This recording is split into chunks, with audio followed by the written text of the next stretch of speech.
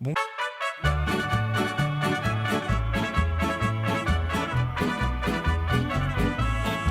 Coraline m'a demandé de te faire un petit montage pour t'expliquer comment je travaille les miens et comment il est assez simple de rendre un montage qui est de base comme ça.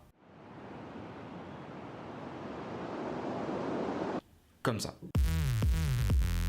Alors pose ta fesse dans ta chaise et commençons cette séance qui te sera facturée 25... Comment ça, je suis pas payé? Le rythme d'une vidéo ne fonctionne pas forcément comme un métronome. Tu as peut-être dû remarquer, si tu as déjà fait du montage, que malgré le fait que tes vidéos soient parfaitement alignées dans ta timeline, que le résultat était un petit peu saccadé. Ma solution: décale de quelques images tous tes rushs. Tu verras que pas grand chose suffit. Quelques frames peuvent changer ta vidéo et rendre le résultat beaucoup plus fluide. Alors je vais essayer de te l'expliquer de la manière la plus simple que j'ai trouvée, à savoir par dessin. Et je vais pas te mentir qu'actuellement j'ai l'impression d'être David Lafarge Pokémon. Stanler et Waldorf, oh my god! Tu as donc ta frame qui est là et ton son qui est ici, avec ici le pic du son. Et on va dire que c'est à ce moment-là que tu as envie que l'image change, ou qu'il y ait une action qui se passe.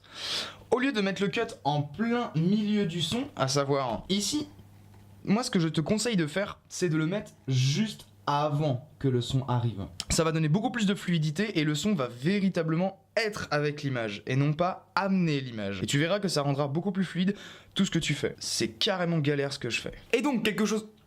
Oui, j'ai changé de place et de vêtements parce que j'ai pas eu le temps de terminer la vidéo la veille. Je disais, et donc quelque chose comme ceci deviendra cela. Après, cet exemple-là marche pour le montage dynamique. Il arrive parfois que le son soit plus intéressant ou plus judicieux à mettre après l'image ou après l'action que tu as envie de faire. Mais je te préviens, c'est toujours une question de millième de seconde. Et ça peut prendre du temps. Beaucoup de temps. Ah, le zoom. Notre histoire remontera très très loin. Déjà tout petit... Oula! T'es beaucoup trop près. Recule un peu. Laisse-moi un peu d'espace vital, s'il te plaît. Le zoom a pour fonction de zoomer. Mais ce dernier peut ajouter différents effets à ton plan pour le rendre plus vivant. Il existe une multitude de plans, mais pour ma part, j'en utilise 3.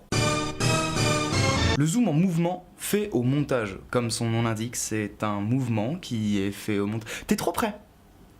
T'es encore trop près. Au lieu d'illustrer le mouvement de ton zoom, tu vas juste te focaliser sur le point A et le point B.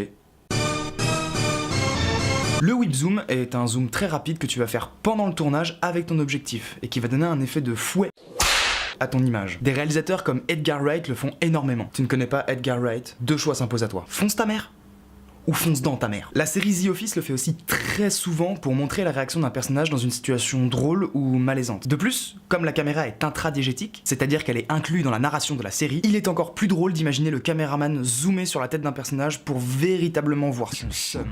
Et voici un exemple d'un tournage qu'on a fait avec un pote où j'utilise justement le whip zoom.